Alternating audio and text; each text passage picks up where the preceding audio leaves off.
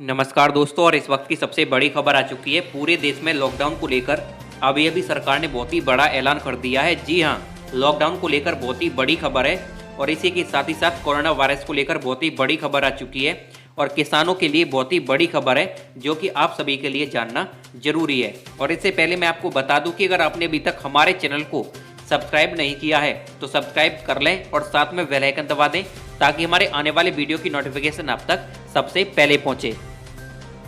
और इससे पहले मैं आपको बता दूं कि आप किस राज्य से हैं, किस राज्य से बिलोंग करते हैं, आपको नीचे कमेंट बॉक्स में कमेंट करके जरूर बताना है। तो चलिए पहली बड़ी अपडेट की बात कर लेते हैं। कोरोना पॉजिटिव हुए फिल्म अभिनेता सनी देओल ट्वीट कर दिए जानकारी। जी हाँ, देश में कोरोना महामारी का कहर दिन पर दिन बढ़ता जा रहा है और हर दिन कोरोना संक्रमितों की संख्या तेजी से बढ़ रही है। फिल्म अभिनेता और गुरदासपुर से सांसद सनी देओल भी कोरोना पॉजिटिव हो गए हैं। अभिनेता सनी देओल ने खुद सोशल मीडिया पर ट्वीट करके ये जानकारी दी है और सनी देओल ने बुधवार को ट्वीट किया है कि मैंने कोरोना टेस्ट करवाया और रिपोर्ट पॉजिटिव आई है और मैं एकांतवास में हूं और मेरी तबीयत ठीक है और मेरा अनुरोध है कि आपसे जो भी लोग गत कुछ दिनों में मेरे संपर्क में आए हैं कृपया स्वयं को आइसोलेट कर अपनी जांच करवाएं। तो चलिए अगली बड़ी खबर की बात करते हैं। कृषि कानून रद्द करने के बारे में किसान संगठन केंद्र सरकार को भेजेगा 10 पेज का तर्क पत्र। जी हां, सिंधु बॉर्डर पर दिन भर संयुक्त किसान मोर्चा के बैनर तले किसान संगठनों के बीच बैठकों का दौर चला है और किसान संगठनों ने केंद्र सरकार के साथ पहले दौर की वार्ता पर चर्चा करने के साथ ही कृषि कानूनों की आपत्तियों पर भी विचार विमर्श किया और इसके बाद उन्होंने केंद्र सरकार को कृषि कानूनों को रद्द करने को लेकर 10 पेज का तर्कसंगत जवाब भेजे जाने की बात कही है। दोपहर बाद संयुक्त किसान मोर्चा के सदस्य मीडिया रूबरू हुए और अपनी रणनीति तथा बैठक में लिए गए फैसलों का खुलासा किया और प्रेस वार्ता में योगेंद्र यादव, गुरनाम सिंह चडूनी, डॉक्टर दर्शन पाल और शिव कुमार काका ने शिरकत की है।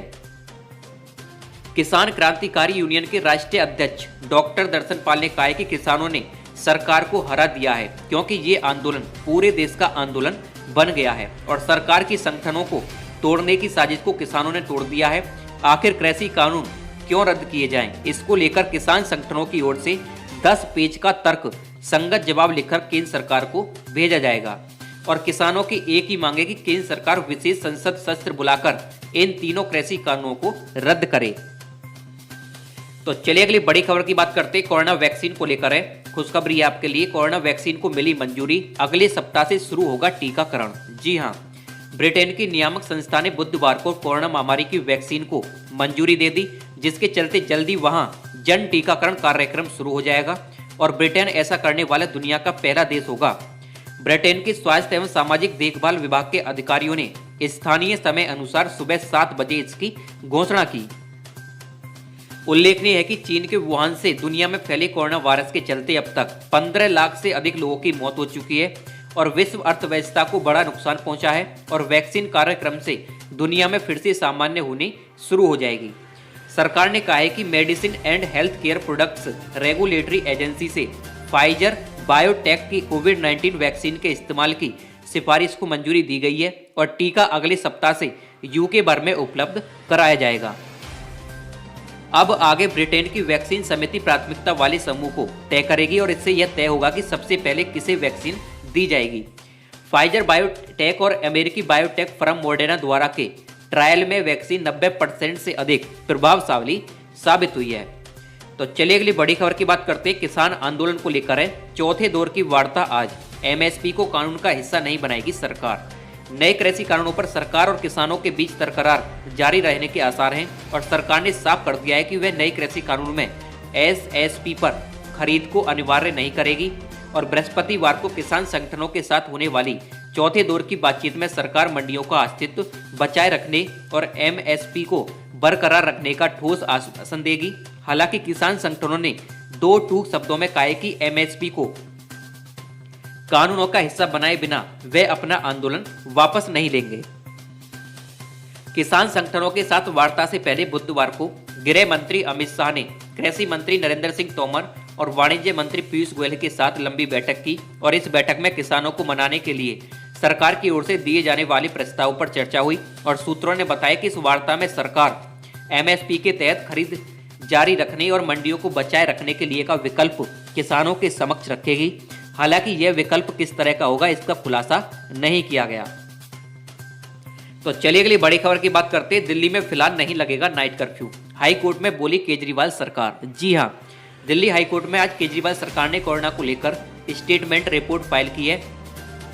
इसके साथ ही जानकारी दी है कि अभी सरकार दिल्ली में कहीं भी नाइट कर्फ्यू लगाने के बारे में नहीं सोच रही है। और इससे पहले दिल्ली उच्च न्यायालय ने आप सरकार से कोविड-19 से निपटने के लिए जांच और संक्रमित लोगों के संपर्क में आए लोगों की पहचान पर ध्यान केंद्रित करने को कहा। और हाई कोर्ट ने यह भी कहा है कि जांच के नतीजे अब भी 24 घंटे के अंदर नहीं आ रहे हैं और इस पर गौर किए जाने की जरूरत है।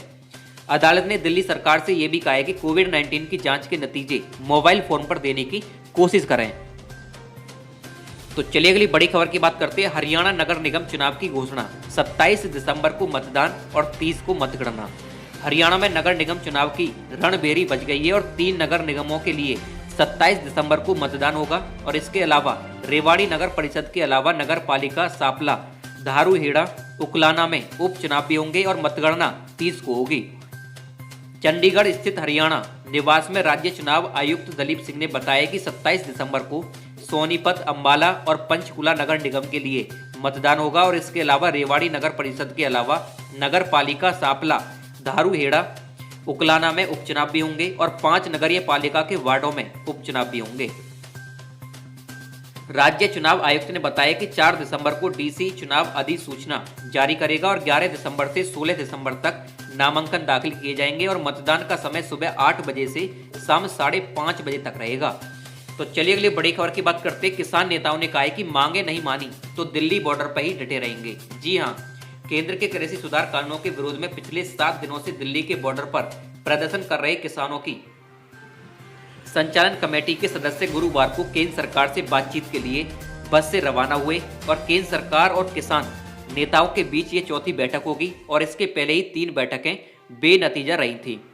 राजधानी दिल्ली के सिद्धू समेत अन्य बॉर्डरों पर प्रदर्शन कर रहे किसान अपनी बात पर अड़े हुए हैं और बैठक में जाने से पहले किसान नेताओं ने साफ कर दिया है कि अगर किसानों की बातें नहीं मानी गई तो वे सिंधु बॉर्डर पर ही डटे रहेंगे और इस स्थिति में उनका प्रदर्शन 5 तारीख से और उग्र रूप लेगा। दिल्ली के बॉर्डर पर प्रदर्शन कर रहे अधिकतर किसान पंजाब से हैं और किसान केंद्र सरकार के 3 कृषि सुधार कानूनों को रद्द करने की मांग पर अड़े हैं। किसानों का कहना है कि नए कानूनों से न्यूनतम समर्थन मूल्य यानी कि एमएसपी समाप्त हो जाएगा, लेकिन सरकार का कहना है कि यह व्यवस्था जारी रहेगी और यह कानून किसानों को अपनी फसल बेचने के अधिक विकल्प देगा। इस मुद्दे पर केंद्र सरकार और किसान संगठनों के बीच अब तक 3 दौर की बातचीत हो चुकी है और किसी का भी नतीजा नहीं निकला है। तो ऐसे में आज होने वाली चौथे दौर की बैठक भी सभी नजरें टिकी हुई हैं और मंगलवार को बातचीत के दौरान केंद्र सरकार की ओर से संयुक्त समिति के गठन के प्रस्ताव को किसानों ने खारिज कर दिया था। केंद्र सरकार ने किसानों के 35 संगठनों को बातचीत के लिए आमंत्रित किया और इसी के तहत आज यह बैठक चल रही है। तो चलिए अगली बड़ी खबर की बात करते हैं। लॉकडाउन की दिशा में आगे बढ़ रहा है भारत। देश के कई शहरों में लगा नाइट कर्फ्यू। भारत में कोरोना के संक्रमण ने फिर से रफ्तार पकड़ ली है और कुछ रिपोर्ट्स का भी दावा है कि ठंड के दिनों में संक्रमित मरीजों की संख्या में इजाफा हो रहा है। राष्ट्रीय राजधानी दिल्ली में तो बीते कई दिनों से लगातार इसके मामले बढ़ते आ रहे हैं और किसान आंदोलनरत हैं।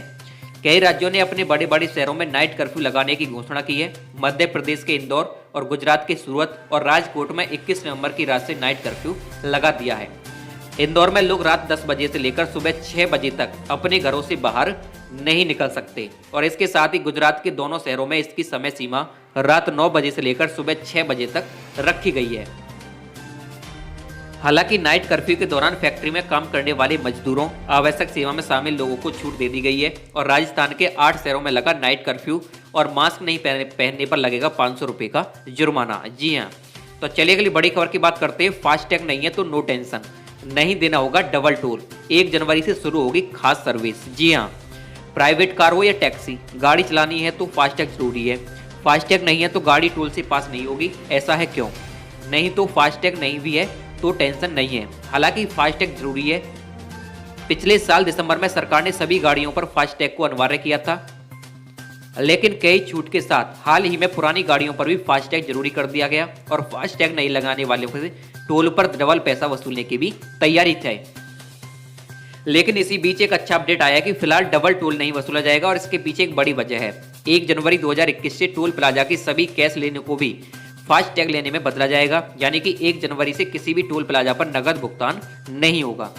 तो ऐसे में अगर आपके पास फास्ट टैग नहीं है तो आपकी गाड़ी टोल से पास नहीं हो पाएगी। अगर गाड़ी निकालनी है तो एक खास सर्विस का इस्तेमाल करना होगा। भारतीय राष्ट्रीय राजमार्ग प्राधिकरण यानी कि NHAI ने टोल प्लाजा पर भी prepaid and touch go kart पर पेश करेगा और टोल प्लाजा पर भीड़ भाड़ को रोकने के लिए 1 जनवरी से सभी हाइब्रिड लेन पर प्रीपेड कार्ड सुविधा शुरू की गई है। तो दोस्तों, ये थी आज की बड़ी अपडेट। वीडियो को लाइक कर दीजिए, चैनल को सब्सक्राइब कर लीजिए ताकि हमारे आने वाले वीडियो की नोटिफिकेशन आप तक सबसे पहले पहुंचे।